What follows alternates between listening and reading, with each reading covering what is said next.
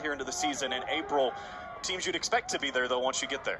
It's loaded. You know, it's interesting coming off of COVID and the Ivy League's taking a 2-year break, and now the Ivy Leagues are dominant in their schedules in the top 10. You've got many of them with, 8-1 records, and so I think a lot of that's going to actually even out because a lot of them are playing each other. So we're going to see the rankings change. As Naso wins the opening faceoff, goes right on in. That shot looked like maybe got hit on the arm as he let it go. Backing up, the Blue Devils will have it. It'll be interesting. It's a big part of the puzzle why they only gave up 6. As we get a face-off violation, and Notre Dame will have possession here. Coach Danowski we just talked about, you really actually have to get more physical with him. The other thing is, just like with Gray last week at Carolina, if you don't want Kavanaugh to score, then keep the ball in your offensive zone, right? If Kavanaugh doesn't have the ball, he can't score. So it's not a matter of if he's going to score, and it's a matter of when and how many. As Notre Dame's out of there with it again, Nick Harris bringing it up. Nice play. Trying to chase on loose ball. The Blue Devils seem like they're just trying to get momentum right now, trying to right. Duke are so good, 52% of the points. That means Montgomery and McAdory are such a problem to deal with when they come in as well. Yeah. As you were just talking about is. Yeah, I mean, you pick your poison. But it's exactly the same with Notre Dame. I mean, you got to pick your poison when you're talking about which Kavanaugh do I cover, or do I cover the guy who just scored 8 goals against Sarah guy? It's funny, you were talking about that with Kevin Corrigan. We visited with him earlier in the week about comparing Dobson to like Brendan O'Neill. You can't cover him with one guy, you got to get multiple guys in there, and the head coach just kind of nodded and said, yeah, he's a problem with his size. Yeah, he is. And, it's one of these things where I think Brendan O'Neill gets a lot of attention, but there are other Brendan O'Neill. Gravity is such that when he gets going, he can zing that ball, and it comes out like a cannon. And now he's got the record alone in terms of points by a freshman midfielder. And this is, just 14 games into the season?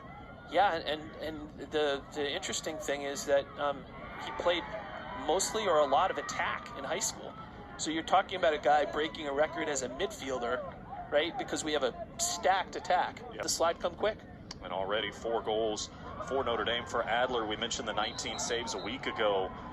He's the active leader in the NCAA, but he doesn't have one yet today.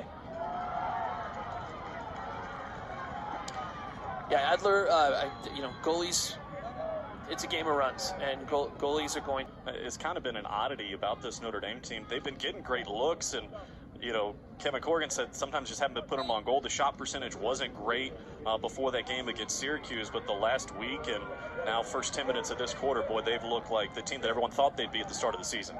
Yeah, I mean, when you look at it, Defensive Player of the Week honors with Brendan O'Neill for the Blue Devils. Had 7 goals to Brendan O'Neill in that game against North Carolina, but we've barely called his name here today. Yeah, well, you're gonna, Duke's gonna have to sort of find itself defensively or this is gonna be a long day. The offense hasn't been playing too badly, as you can see right now. That when they get the ball down to the offense, they can score on this defense. Well, and if you find it into the capable hands of Nakai Montgomery, he knows what to do. Yeah, and 6'3", it's not where Duke wants to be, but these teams are loaded with talent. Anything can happen. Well, you mentioned history being an indicator. Duke was down 12-7 in the fourth quarter a year ago in the matchup here at Koskinen Stadium and reeled off 6 straight, winning in overtime 13-12.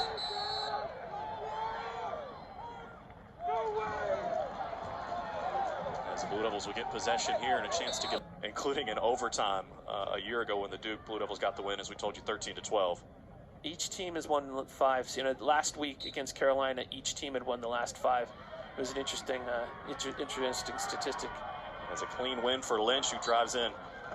Yeah, Lynch is playing really well today. He's getting a little bit of the advantage, and what Coach Corrigan said, interestingly, is like, we're not going to put it all on Lynch.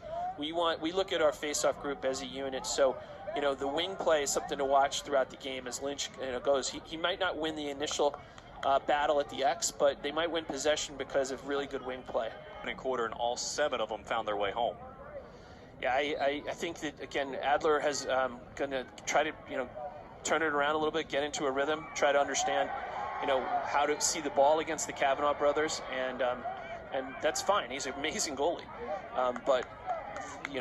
But for him, he brings it inside, and there's so much more activity going on there. Told you last week he had 7 goals As Notre Dame comes down quickly. That's his first today. That game with 7 goals was familiar territory. But when you look at where the pressure is coming from right now, Duke is brother Matt, who played there a couple years ago with 33.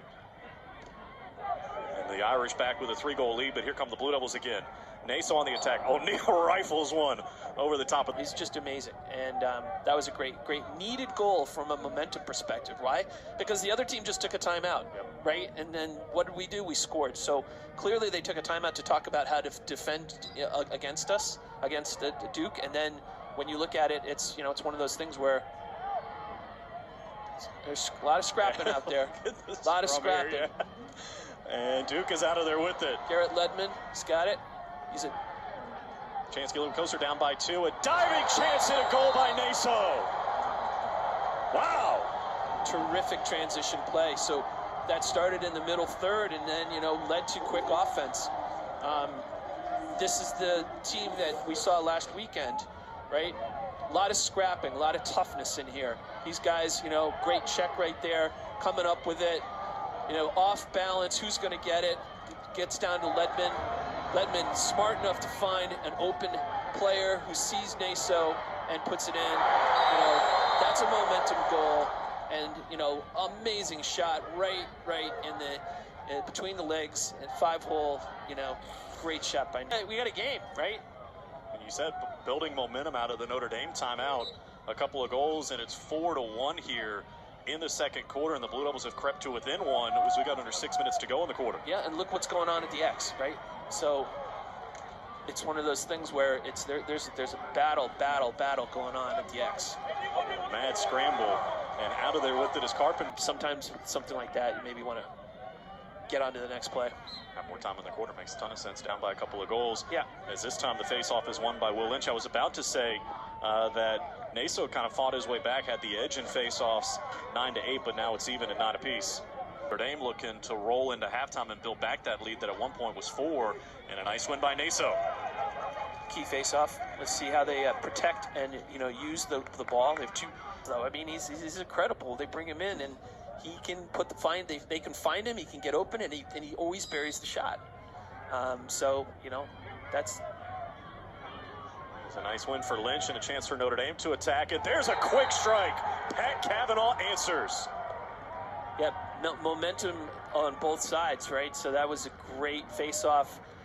Cavanaugh wide open, can't leave him open, and Adler trying to figure out the Cavanaugh shooting going right here. So this is one of those ones where probably wants this one back. It's from far out, and who knows? But he's got balanced again. Look at his scoring: 3 goals, 3 assists. That's a sign of a really good attackman. Great player. 9 points a week ago, on his way again here today. As the Blue Devils come out with 1, under 2 minutes to go in the half, they find themselves down by 3 again, but another turnover. This is a guy who's really looks to the second half to make those key moves. And a win for Notre Dame to start the third quarter with Lynch. 5 of the 12 for the Irish. And this time, it's Naso who takes the face-off. Yeah, and Duke would be wise to pull this out. A little bit dialed in. I think this is going to be a prize fight. You mentioned at 6'2", jumping there as well, already with great vision over the defense and found a pocket to cut it to 3. Notre Dame now with a chance as they bring it forward with Hallenbach. Limited sample size, you talked about it in the first half because of the injuries and everything, but Taylor, 8 a week ago, 2 here today. Needs someone to wake him up. His second career hat trick, had 4 in a game against Delaware, a 19-14 win in late February. And here they go, a scrum. And it's Notre Dame out of there with it. That was exactly what Corrigan sort of talked about, right? Jay Costabile, who scored the overtime goal in 2010 against Notre Dame in the national championship to win it, for Duke to win Duke's first national championship. So CJ was, I was talking to him up in the booth, and the guy's a complete winner. He played this last year in the PLL championship as well. So really nice to see. It was 11-8 at halftime. So Duke with the 4-2 edge here in the third quarter. Yeah, and Duke's really scrapping in there. We've seen some battles in this middle third, and this time Notre Dame able to win it, and it's Pat Cavanaugh racing in, and he sends it high. One final face-off for Naso and Lynch with 9.7 to go in the quarter. Naso able to win it. Just 5 seconds to work with as Adler launches it. That'll do it here. Matter. Including the face-offs. Notre Dame a slight edge, 15-14, an important one for both Naso for Duke and Lynch for Notre Dame to get the fourth quarter started. And it'll be Lynch who gets out of there with it. So the Irish with the initial trying to do it on the road, up by 3 goals with 13 minutes to play. Yeah, look to be right there. Robertson able to scoop it up, but lost it again, and the Irish will have it. Devils to come back. 15-13, each team with a goal here in the fourth quarter, and I guess it's glass half full, glass half empty, whichever way you want to look at it for both sides.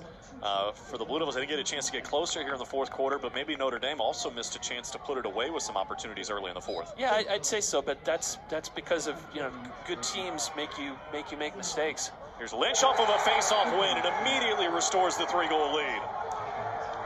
That was huge. That could be a dagger right there because, you know, when you really look at that coming off of the face-off X, they used, I mean, the only good thing is for Duke, they used almost no time. The bad thing is it took Duke a long time to get their last goal. And so, you know, goals are right now a precious commodity. And it's right now, it's, you know, that Duke did not need to see. That was a great play by Lynch. And no one really picked on 3. You know, you're gonna make that shot pretty wide open on the goalie. So 2 shots all year long. What a time as a freshman to score your first career goal on the road in the fourth quarter of a 2-goal game. And a 16-13 lead for the Irish now.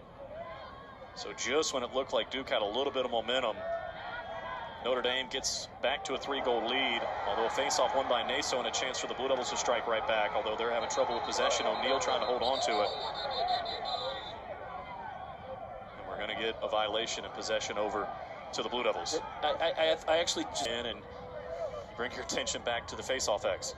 Yeah, so again, the strategy has been we don't have to win everything at the X, but we have to win everything in the middle third. And this is Corrigan's strategy. So you're going to watch the wing guys, and Duke has had a lot of the same kind of thing. So where it looks like there's a lot of scrum, there's a lot of pushing, and Notre Dame's out of there with it again. Got it. It's Ross Bergmaster who escapes with it. Sends it back for Intiman. It's like, okay, if I'm open, he'll just take the shot. So that's going to be a great game. This is going to be a great face-off. Let's see what happens. You see Naso, 59%, third in the ACC. As you said, needs a clean win here with 8.4 to go. Yeah, I just don't know what the strategy is going to be in terms of the clamp.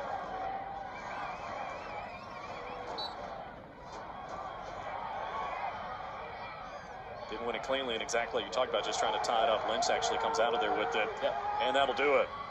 Notre Dame comes on the road and gets a big win, back to 500 on the season, 4-4 overall, and now 2-1 in the